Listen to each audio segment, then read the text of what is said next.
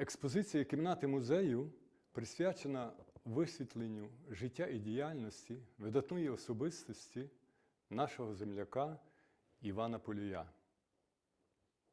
Іван Полюй – видатний фізик, електротехнік, винахідник, конструктор, електроенергетик, громадський діяч, перекладач Біблії.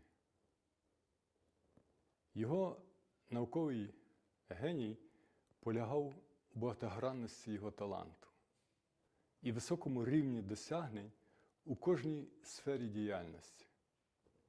Зрештою, після відкриття Х-променів Полюй на короткий час повернувся до фізичних досліджень, і результати цих досліджень багато в чому перевершували результати рентгена.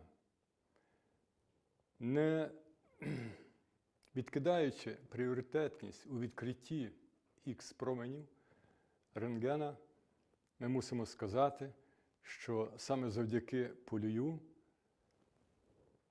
Х-променологія постала як наука. І саме завдяки Полюю вона отримала широке застосування в медицині. Згодом це електротехнік, який, власне кажучи, більшу частину свого життя присвятив дослідженням в цій галузі. Але оскільки наша експозиція має такий часово-просторовий принцип, то, можливо, кожен із тих стендів присвячений або першому певному періоду життя вченого, або певному виду діяльності. Так от, на першому стенді представлені основні дати життя і діяльності вченого. Тут на столі ми бачимо свідоцтва про його народження і про його смерть, які були люб'язно запропоновані нам внуком Івана Полюя Петром Полюєм.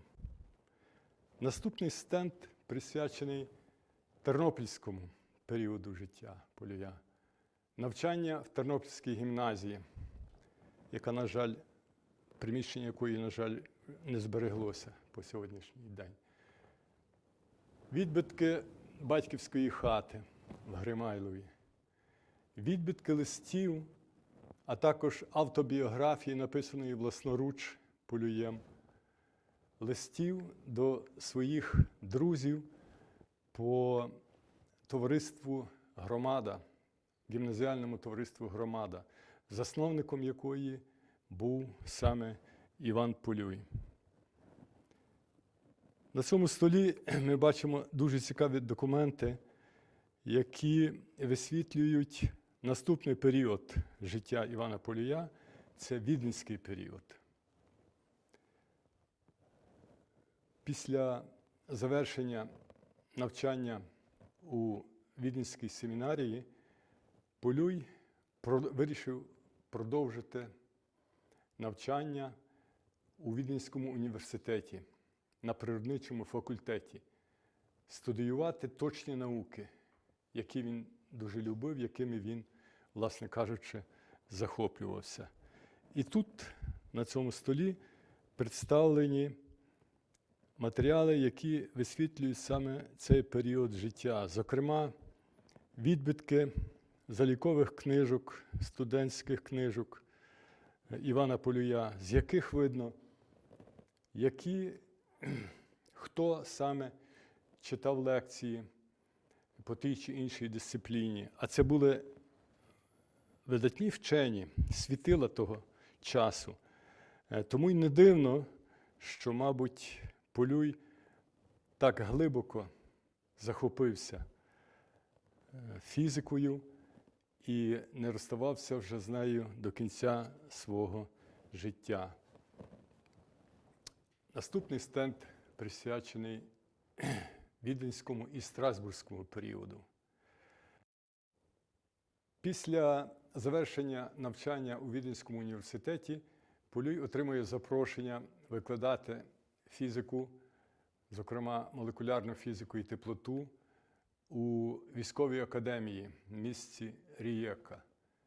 Там впродовж дуже короткого часу він зумів налагодити на високому рівні навчально-методичну діяльність, і підтвердженням цьому є оцей прилад, який, власне, був винайдений саме там Полюєм для демонстрації, для визначення, експериментального визначення механічного еквіваленту теплоти. Треба сказати, що до того широко був поширений прилад Джоуля. Так от, прилад Полюя за своєю точністю і простотою використання значно перевершував прилад Джоуля, і це підтверджують нагороди, які отримав цей прилад на Всесвітній виставці в Парижі. На здібного викладача звернули увагу і дали можливість йому поглиблювати свої наукові дослідження у Страсбурзі.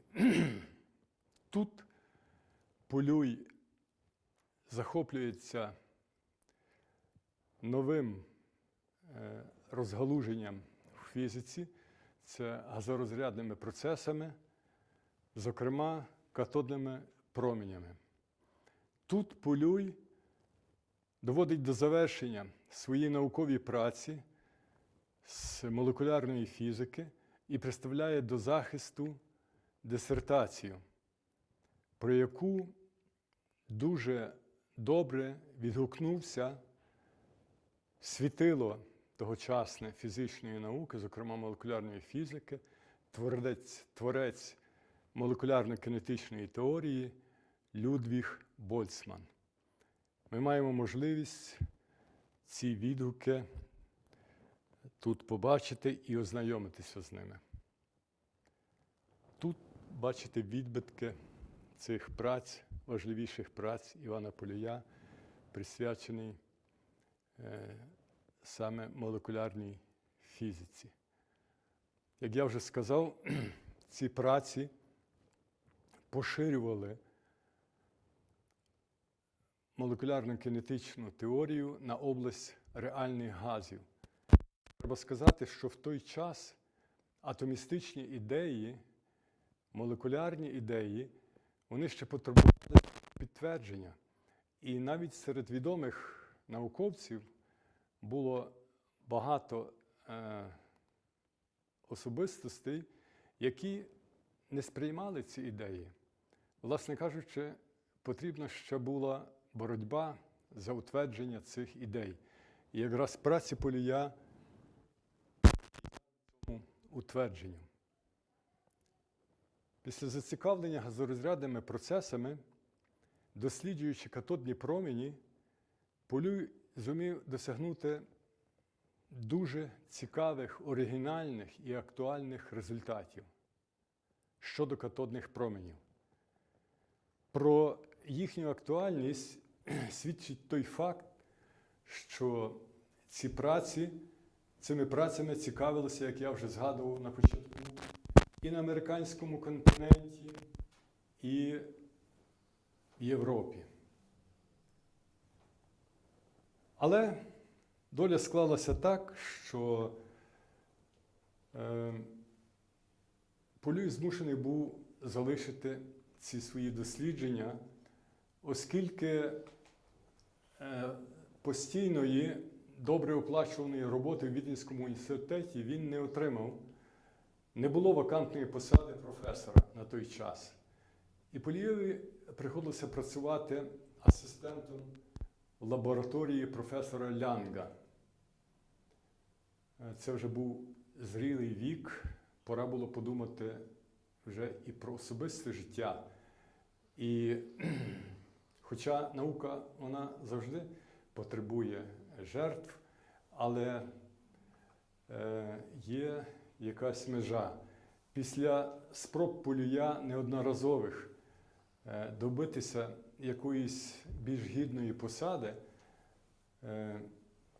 він змушений був змінити сферу своєї діяльності.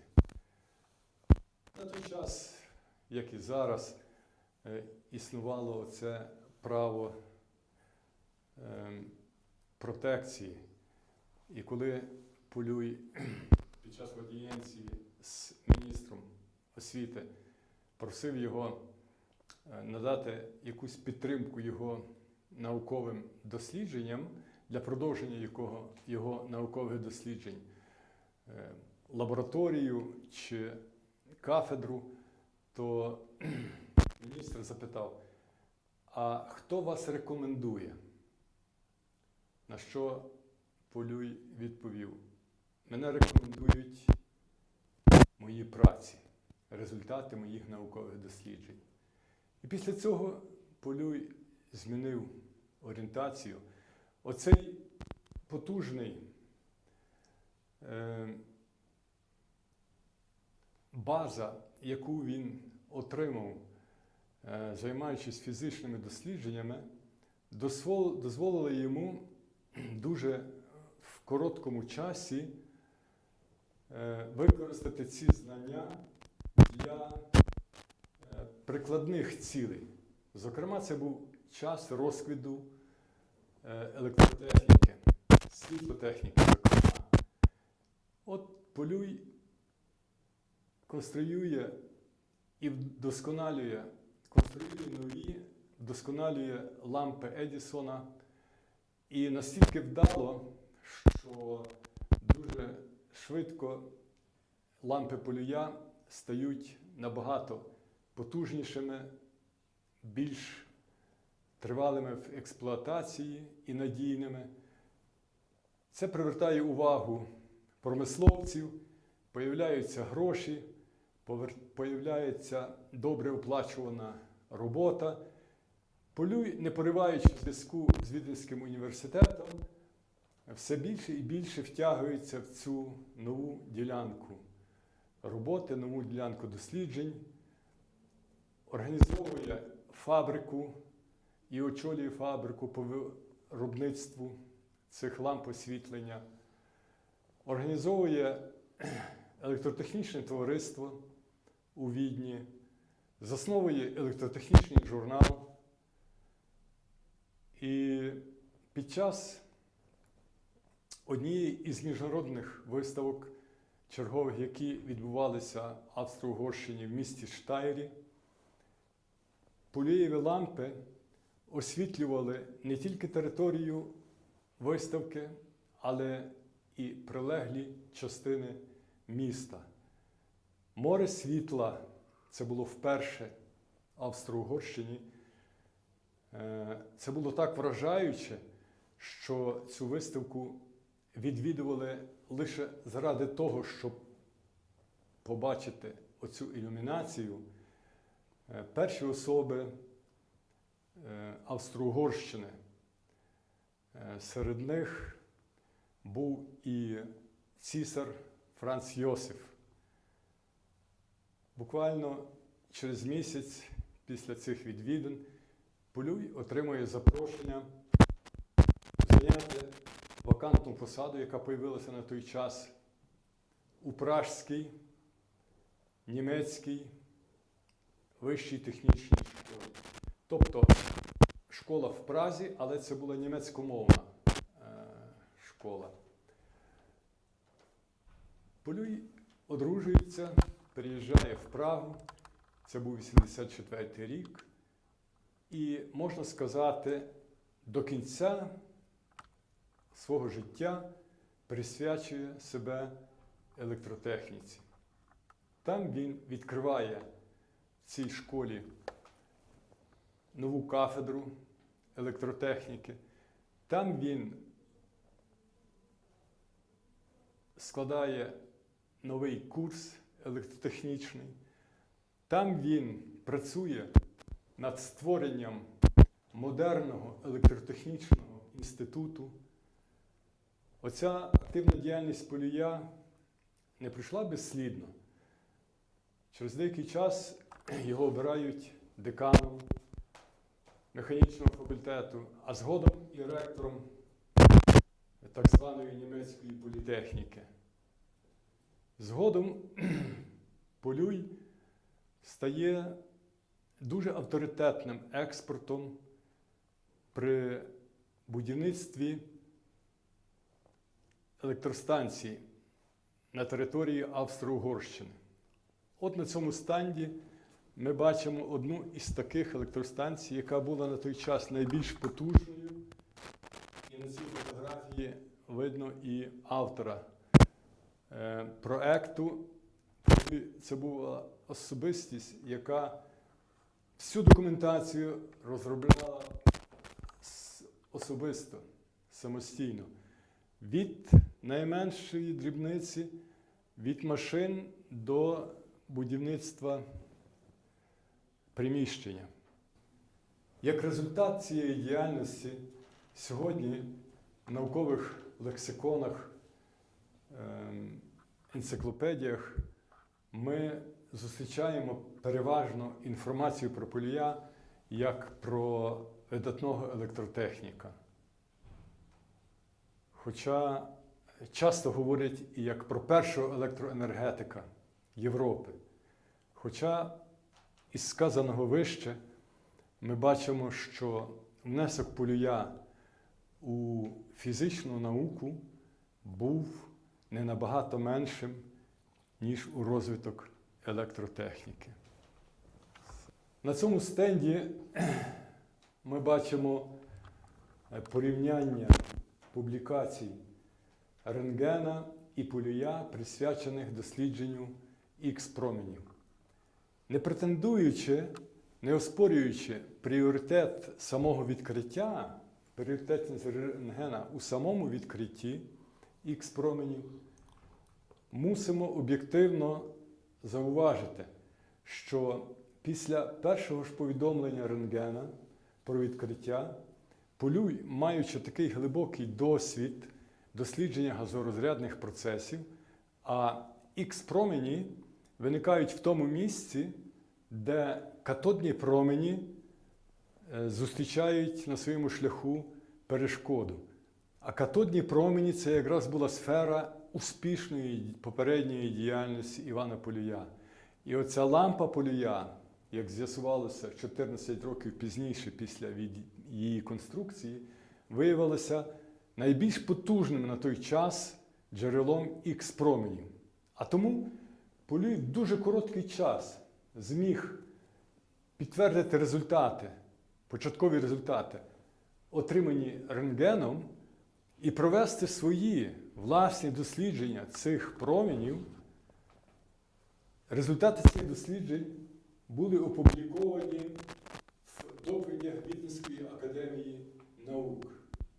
Наступна публікація про більш глибоке дослідження цих променів рентгена була пізнішою, аніж ці публікації Івана Полія. І що дивно, що рентген не посилається в своїх публікаціях на першодослідника. Тобто на людину, яка вже багато з цих властивостей, які були описані в дослідах рентгена, дослідила скоріше. Оскільки лампа Полія давала чудове зображення, яке не могла повторити жодний інший прилад, жодна інша лампа, яка існувала на той час, то такий парадокс під час повідомлень в світовій пресі про відкриття рентгена, про відкриття рентгеном Х-променів, майже всі засоби масової інформації підтверджували ці повідомлення світлинами, зробленими не рентгеном, а полюєм. Отут ви бачите світлину морської свинки. Тут скелет мертвонародженої 2-річної дитини. Бачите, якість мало чим відрізняється від цих рентгенограм, які ми отримуємо зараз за допомогою рентгенівських апаратів в відповідних лабораторіях. Як з'ясувалося згодом, перше експериментальне дослідження цих променів на американському континенті було здійснено в Дартмутському коледжі в Ганновері за допомогою саме лампи Полюя. Дослідники пишуть в своїй публікації, що переглянувши всі існуючі в їхньому розпорядженні лампи, вони прийшли до висновку, що найбільш якісною, найбільш потужним джерелом випромінювання Х-променів є саме лампа Полюя. Отут ми бачимо оригінальну світлину, коли просвічують зламану руку хлопчика за допомогою цієї лампи. Тут, як бачите, основні положення, основні гіпотези, ідеї Полюя, висловлені в працях, присвячених катодним променям, отримали згодом своє подальше розвиток і завершилися епохальними відкриттями. До цих відкриттів відноситься і відкриття Х-променів. Бо зрештою, як засвідчує література, рентген здійснив це відкриття цілком випадково. Ніколи він в своєму житті не займався газорозрядними процесами. І, власне кажучи, невідомо, що його наштовхнуло на те, щоб поставити ряд оцих експериментів, які привели його до відкриття, тому що всі записи, які здійснюються в спеціальному журналі будь-яким науковцем-дослідником, значить, вони за заповітом рентгена були знищені.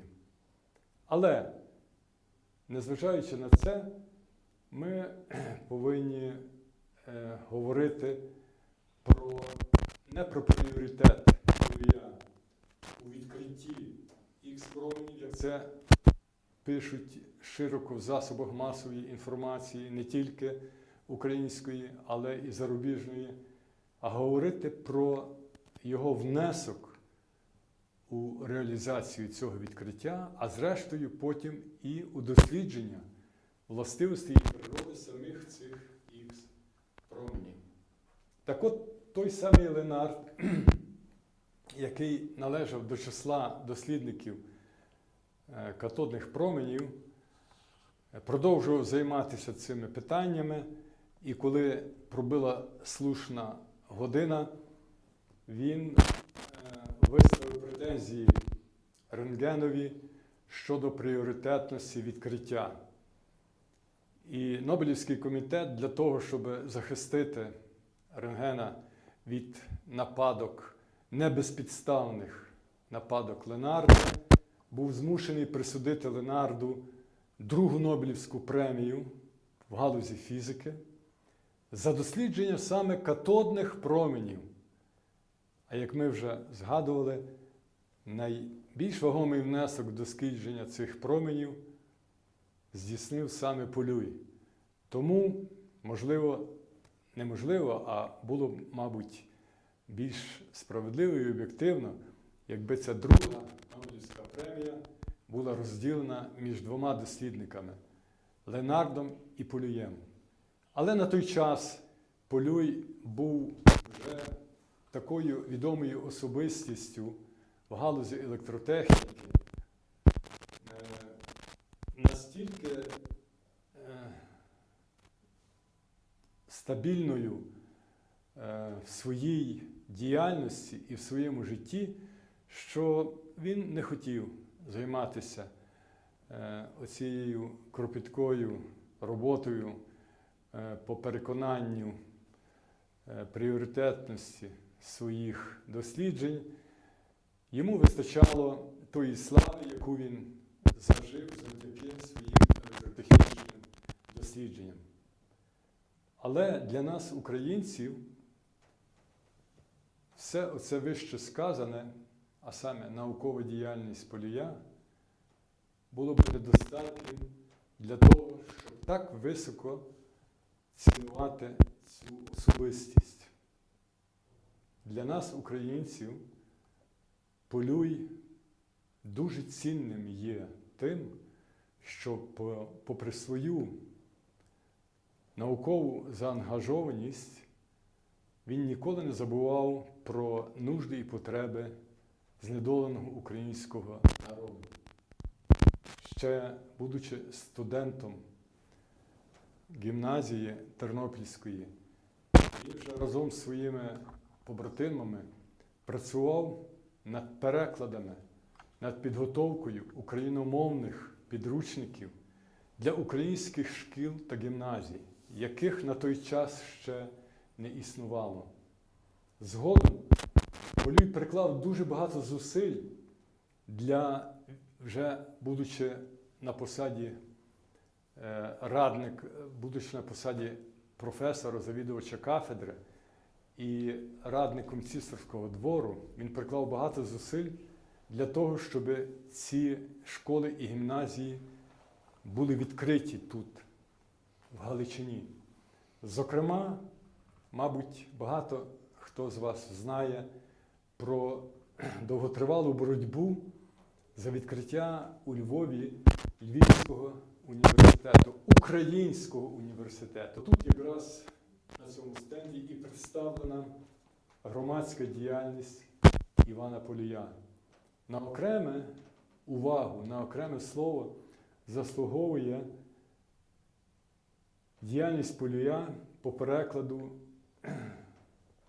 церковної літератури українською мовою. Спочатку це були молитовники, укладені українською мовою. Це він робив ще будучи студентом Віденської семінарії духовної, а згодом, вже будучи студентом фізичного факультету, разом з великим українцем Пантелеймоном Кулішем він переклав Новий Завіт, частину Євангелія Новий Завіт. І при його допомозі це видання пішло у світ і отримало широке використання. Згодом українці Надніпранської України звернулися, зокрема Микола Лисенко за дорученням цих українців, звернулися до Полія з просьбою допомогти завершити Кулішів переклад Старого Завіту. Над цим завершенням працював Іван Нечуй-Левицький, який теж мав богословського освіту, як і Іван Полюй. Але дуже багато роботи ще потребував сам процес завершення. І Полюй, попри свою зайнятість науковою діяльністю,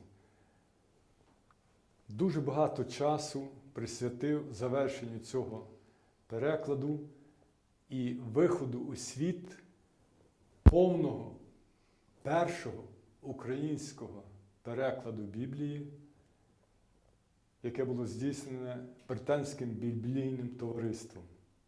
На жаль, цим перекладом могли послуговуватися тільки галичани, тому що доступ йому на велику Україну був заборонений. Останній стенд присвячений особистому життю Івана Полія. Переважно це в колі сімейному. Заслуговує на увагу оця фотографія. Це фотографія зроблена під час шлюбу з Івана Полюя з Катериною. Німкеня, напівнімкеня, напівполька в Українській греко-католицькій церкві. Оскільки дружина не володіла українською мовою, то для того, щоб діти навчилися цієї мови, Полюй змушений був на кожні канікули, на кожній вакації запрошувати додому когось з України. Переважно це були студенти, добрі студенти української мови, українські філологи, для того, щоб вони навчали його дітей рідній мові. І треба сказати, що всі діти Полюя добре володіли мовою, і не тільки добре володіли, але й були патріотами українськими. Особливо це добре видно на його старшому синові Олександрові, який воював в лавах Української Галицької армії, а згодом під час Другої світової війни зробив дуже багато для того, щоб порятувати багатьох українських діячів. Під кінець свого життя, під час Першої світової війни, коли українцям засвітила надія отримати свою незалежну українську державу, Полюй дуже багато зробив для того, щоб цю ідею можна було реалізувати в життя. Він старався роз'яснити представникам європейської політичної еліти обґрунтованість і необхідність створення незалежної української держави. Для цього він написав спеціальну брошуру «Україна і її міжнародне політичне значення», в якій, власне, все це обґрунтовував і стверджував, що мир в Європі може наступити лише тоді, коли Росія втратить свою військову могутність. А Росія втратить свою військову могутність дуже швидко, не тільки військову, але й економічну могутність, та й інтелектуальну, зрештою, дуже швидко тоді, коли Україна стане незалежною державою. Тобто вже тоді йшла мова про Україну як буфер між Заходом і між Європейським Заходом і Азіатським Сходом. І, на жаль, ця ідея, бачите, за нею довго боролися, але вона не була свого часу зреалізованою. От на цих столах представлені книги деякі Івана Полюя, зокрема Псалтир, Молитовник, Біблія, повне видання Біблії, Новий Завіт, а також книги, написані про Івана Полюя. Це одна із перших монографій Гривняка, видана в 1971 році. Правда, недоліком цієї монографії є те, що Гривняк категорично стверджував, що винахідником Х-променів є саме Полюй, а не рентген. Противниками цієї тези були навіть сини Полюя, які вважали, що якби це було так, то їхній батько зумів би обстояти свій пріоритет всіма необхідними способами, які були можливі на той час. Треба згадати такі дуже важливі праці, які вже появилися тут, в Україні, незалежній Україні. Це Іван Полюй, «Життя і діяльність», визначні діячі НТШ. Це праця львівських професорів Романа Гайди і Романа Пляцка. Фундаментальна монографія, яка, звичайно, спирається на всі попередні матеріали, але це перша фундаментальна монографія про життя і діяльність Івана Полюя. Дуже велику роль в утвердженні, поверненні імені Івана Полюя в Україну відіграли праці, які були перекладені і переведені вже українською мовою тут, в Україні. А саме Іван Полюй, збірник праць під редакцією Василя Шендеровського, професора Інституту фізики, і книга нашої землячки, члена наукового товариства Шевченка Ольги Збожної, «Іван Полюй. Листи», яка зібрала всю спадщину Полюя в листах, потратила на це, мабуть, десяток років і видала в такому прекрасному вигляді.